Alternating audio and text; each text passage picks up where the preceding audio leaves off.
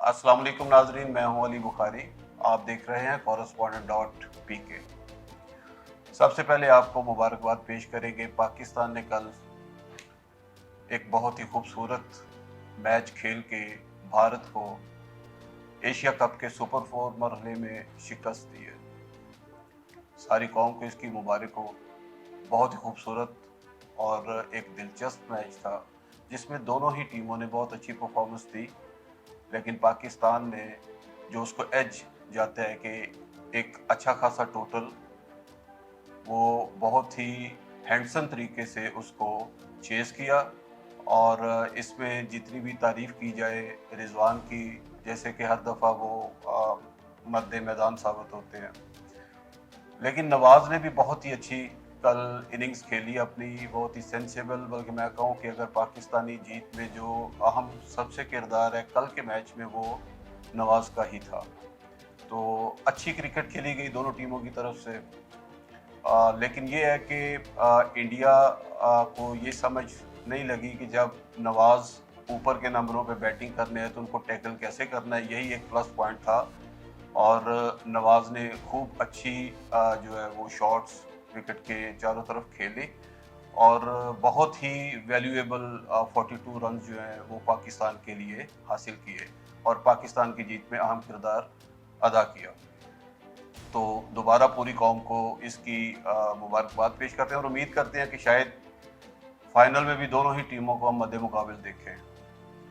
अब बात हम थोड़ी सी आगे चलाएंगे तो एक बहुत ही दिलचस्प वाकया है कि लंदन से एक कार चोरी हुई है।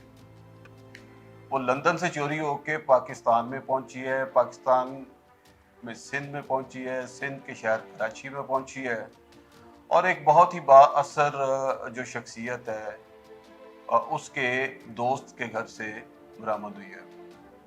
अच्छा देखें, ये कितनी दिलचस्प बात है कि आप अगर लंदन से कोई मैयत लानी हो, कोई डेड बॉडी लानी हो, तो वो भी आपको लाने के लिए 100 तरह की पेचीदगियों से गुजरना पड़ता है, काफी दिन लगते हैं। ये कितने बाअसर चोर होंगे और ये कितने ताकतवर चोर होंगे कि कार लंदन से चोरी हुई। वो मुबैना तौर पे कोई 20 करोड़ मालियत की कार है, लंदन से चोरी होती है, पाकिस्तान की हदूद में दाखिल होती है। लंदन के जो सिक्योरिटी फोर्सेस हैं उनके लिए भी सवालिया निशान है, पाकिस्तान की जो सिक्योरिटी फोर्सेस हैं उनके लिए भी, और पाकिस्तान की ये जो कस्टम्स हैं और दीगर डिपार्टमेंट्स हैं उनके लिए भी एक सवालिया निशान है। वो सिंध में पहुंचती है, फिर वो रजिस्टर्ड भी हो जाती है, उसको रजिस्ट्रेशन नंबर भी लगा हुआ है। ये सारा कुछ कैसे हो गया?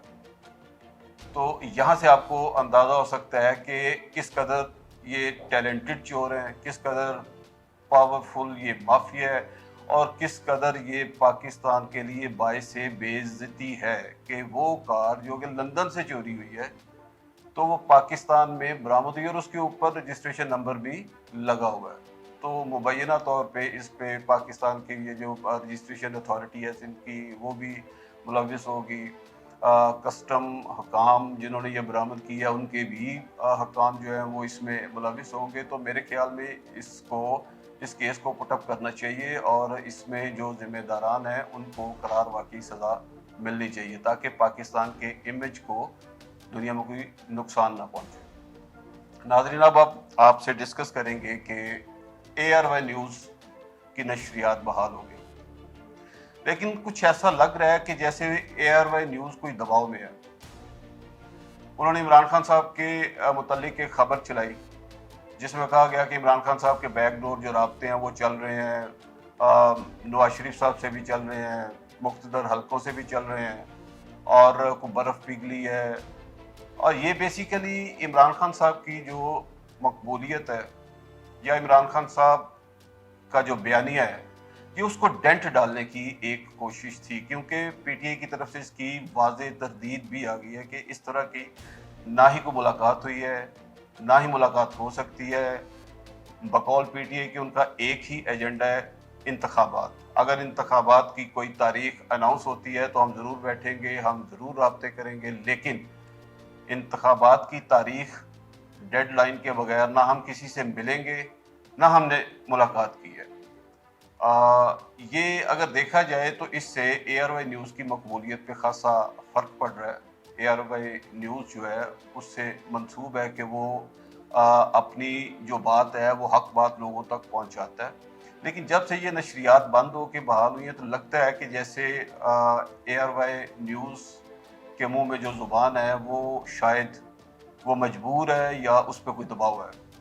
तो हम उम्मीद करते हैं कि एआरवाई इंतज़ामिया से भी कि वो उनका जो एक कौमी तशख़्ख़ुस है मीडिया इंडस्ट्री में, वो उसको बरकरार रखेंगे और इस तरह की अपने साथ कुछ भी जो चीज़ें मंसूब हो रही हैं आजकल, जिससे उनकी व्यूअरशिप पे भी फ़र्क पड़ रहा है, ख़ासा फ़र्क पड़ रहा है।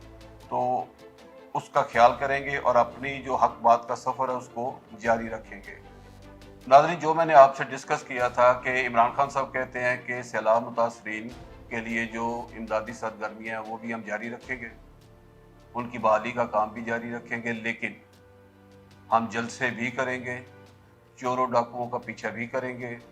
कल फैसलाबाद में एक इंतहाई ज़बरदस्त पावर शो, जैसा कि मैंने आपको पिछले प्रोग्राम में भी बताया था कि खान साहब का तो जो भी आजकल शो हो रहा है वो पावरफुल ही हो रहा है।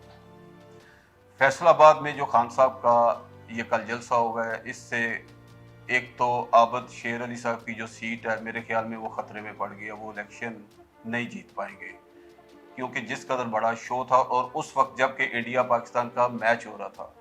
जब इंडिया पाकिस्तान का मैच होता है तो आपको पता है कि हर तरफ हूक आलम होता है, सड़कें वीरान, होटल में लोग टीवी के सामने बैठ के वो मैच देख रहे होते हैं और उनकी नब्ज़ों के साथ उनकी नब्ज़ें चल रही होती हैं। लेकिन इस वक्त भी इतना बड़ा स्टेडियम उसको भर लेना और एक कामयाब तरीन जलसा और एक पावरफुल शो ये इसका इनकाद करना, ये खान साहब का ही फ़िलहाल ख़ासा है और इसमें वो कामयाब और कामयाब तर होते जा रहे हैं। और सबसे जो बड़ा डेंट पड़ा कल के इस जलसे से, वो आबद शेर अली साहब का जो हल्का वो बनता है मुतलका, तो बिल्कुल लग रहा है कि जैसे उनकी सियासत तो वहाँ से फारिग हो जाएगी। हम उम्मीद करते हैं कि खान साहब अपना ये जो सियासी सफ़र है इसको मुख्तात तरीके से, जैसे कि मैंने पहले भी अर्ज़ किया था, कि अपनी ज़ुबान पे कंट्रोल रखते हुए, चूँकि वो एक बुलंद पाया लीडर बन चुके हुए हैं और उनकी आवाम की नब्ज़ों पे हाथ है, तो हम उम्मीद करते हैं कि खान साहब जो है वो अपनी ज़ुबान पे बहुत कंट्रोल रखेंगे।